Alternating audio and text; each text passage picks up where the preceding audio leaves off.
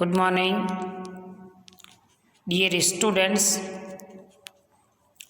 Gayatri school Sanchore के YouTube channel में आप सभी का स्वागत है। इस चैनल को ज़्यादा से ज़्यादा सब्सक्राइब कीजिए, लाइक शेयर एवं कमेंट जरूर करें ताकि आपको एग्रीकल्चर साइंस से संबंधित नई क्लास उपलब्ध हो सके। अपना टॉपिक चल रहा था सब्जियों की वैज्ञानिक खेती, जिसमें अपन ने टमाटर, बैंगन, मटर, फूल गोभी, पत्ता गोभी जैसी सब्जियों के बारे में अध्ययन कर लिया। आज अपन भिंडी की वैज्ञानिक खेती किस प्रकार से करते हैं के बारे में अध्ययन करेंगे। भिंडी का वैज्ञानिक नाम है एबिलमस्कस एस्कुलेंट। ये मालवेसी कुल का सदस्य है। मालवेसी कुल की दो विशेषता है, एक तो इसमें अनुबाएं दल पाए जाते हैं और दूसरी चीज इसमें म्यूसिलेज या श्लेष्मा का स्त्रावण है वो किया जाता है।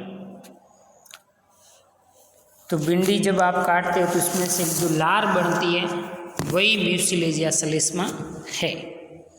भिंडी मालवेसी कुल की एक लोकप्रिय सब्जी जो देश के लगभग सभी भागों में उगाई जाती है। भिंडी के हरे नरम फल सब्जी एवं सूप के रूप में खाने के काम आते हैं। इसे भोजन के साथ सलाद के रूप में भी प्रयोग कर सकते हैं। विश्व के कुछ देशों में बीज का पाउडर बनाकर कॉफ़ी के स्थान पर इनका प्रयोग किया जाता है। इसकी जड़ व तना गुड़ व शक्कर साफ करने में भी प्रयोग किए जाते हैं। ये स्वास्थ्य के लिए काफ़ी लाभदायक है। 2-4 ताज़ी भिंडी प्रतिदिन खाने से पेट साफ रहता है। भिंडी में 89% वाटर, 6.4% कार्बोहाइड्रेट, 1.9% प्रोटीन, 0.2% वसा, 1.2% रेशा तथा 66 मिलीग्राम प्रति 100 ग्राम फल कैल्शियम व 56 मिलीग्राम फॉस्फोरस है जो कि पाया जाता है। जलवायु, भिंडी गर्म मौसम की फसल है। इसकी अच्छी उपज के लिए लंबे समय तक गर्म एवं आर्द्र मौसम की आवश्यकता रहती है। इसकी खेती के लिए औसत तापमान 25 से 30 डिग्री सेल्सियस उपयुक्त पाया जाता है।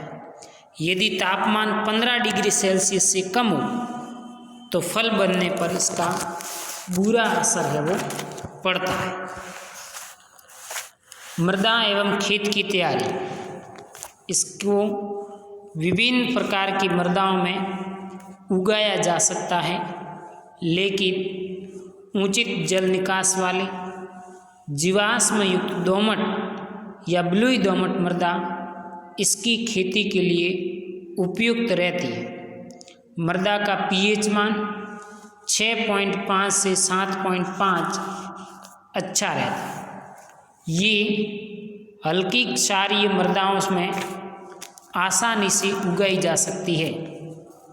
बुआई, बीज की मात्रा एवं उपचार, हमारे यहाँ इसकी 2 फसलें ली जाती। एक तो ग्रीष्म ऋतु की फसल की बुआई फरवरी मार्च में करते हैं और वर्षाकालीन फसल की बुआई जून जुलाई में करते हैं, जबकि दक्षिण भारत में इसकी खेती वर्ष भर की जाती है। ग्रीष्मकालीन फसल के लिए 12 से 15 किलोग्राम तथा वर्षाकालीन फसल के लिए 8 से 10 किलोग्राम प्रति हेक्टर की दर से इनकी आवश्यकता होती है। ग्रीष्मकाल में कतार से कतार व पौधे से पौधे के बीच की दूरी 30x20 या फिर 45x30 रखते हैं, जबकि वर्षाकाल में 45x10 और 60x30 सेंटीमीटर रखते हुए बीजों की बुआई की जाती है। बीज बोने से पहले इसको कैप्टान या थायरम 2 ग्राम प्रति किलो बीज की दर से उपचारित करके इस कार्य को संपादित किया जा सकता है। उन्नतशील किस्में में परभनी क्रांति, पूसा सावनी, पूसा मखमली, अर्का अभय, अर्का अनामिका, VRO6 जैसी उन्नतशील किस्मों का प्रयोग बुआई में आप कर सकते हैं। खाद एवं उर्वरक। खेत तैयार करते समय अच्छी सड़ी हुई गोबर की खाद 15 से 20 टन प्रति हेक्टेयर की दर से भूमि में मिला दें। इसके अलावा 30 kilogram nitrogen, 40 kilogram phosphorus, 30 kilogram potassium बुआई से पहले प्रति हेक्टेयर की दर से खेत में दे देवें और 30 किलोग्राम नाइट्रोजन बुआई के 1 माह के बाद खड़ी फसल में आप टॉप ड्रेसिंग के माध्यम से दे सकते हैं। सिंचाई इरिगेशन। यदि भूमि में अंकुरण किस्में पर्याप्त नमी न हो तो पहली सिंचाई बुआई के तुरंत बाद कर दें। अच्छी फसल प्राप्त करने के लिए आवश्यकता अनुसार आप सिंचाई करते रहें। सिंचाई मार्च से 10 से 12 दिन, अप्रैल में 7 से 8 दिन, मई जून में 4 से 5 दिन के अंतराल पर कर सकते हैं। बरसात में यदि बराबर वर्षा होती है तो सिंचाई की आवश्यकता नहीं पड़ती। वर्षा ऋतु में भिंडी की फसल में ज़्यादा पानी अधिक देर तक नहीं ठहरना चाहिए। निराई गुड़ाई। अच्छी उपज के लिए खेत को खरपतवार से मुक्त रखना चाहिए। इसके लिए 2 से 3 निराई पर्याप्त होती है। खरपतवार की रोकथाम के लिए खरपतवारनाशी दवा बासालिन 2 ग्राम प्रति लीटर पानी का उपयोग करके आप ये कार्य संपादित कर सकते हैं। प्रमुख कीट एवं व्याधियाँ जैसिड हरा तेला, एफिड्स मोएला और वाइट फ्लाई सफेद मक्खी। ये कीट पौधों के कोमल भागों को विशेषकर पत्तियों से रस चूसकर पौधों को कमज़ोर बना देता है। ये कीट पौधों में कई रोग फैलाने में सहायक होता है।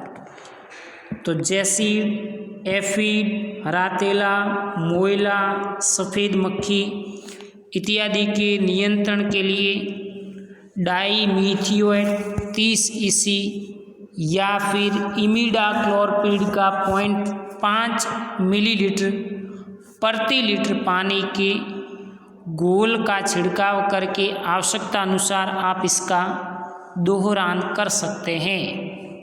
फली छेदक कीट। इस कीट की लटें फलों में घुसकर उन्हें खाकर खराब कर देती है, जिससे फसल की गुणवत्ता पर विपरीत प्रभाव पड़ता है। इसकी रोकथाम के लिए फूल आने के तुरंत बाद मेलाथियान 1 ml प्रति लीटर, कार्बेरिल 2 ml प्रति लीटर का घोल छिड़काव के 15 से 20 दिन के अंतराल पर करते रहना चाहिए।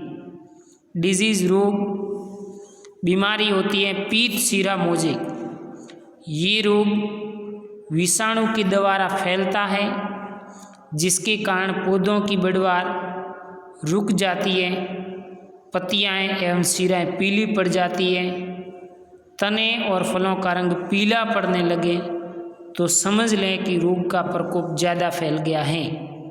ये रोग सफ़ेद मक्खी के द्वारा संचरित होता है।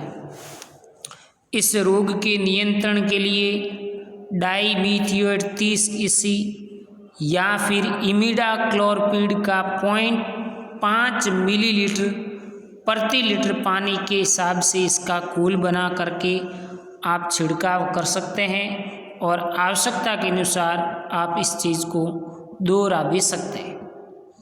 पाउडरी मिल्डाउ छासिया रोग।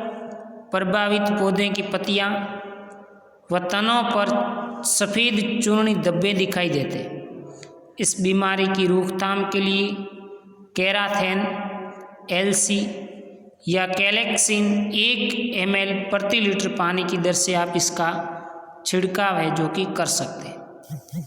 सूत्रकृमि मूल ग्रंथि रोग। इस रोग के कारण पौधों की जड़ों में गांठें बन जाती है उसकी वृद्धि रुक जाती है और इसके नियंत्रण के लिए बुआई से पहले 25 किलोग्राम कार्बोफ्यूरान 30 जी प्रति हेक्टर की दर से भूमि में मिला देने से फायदा होता है।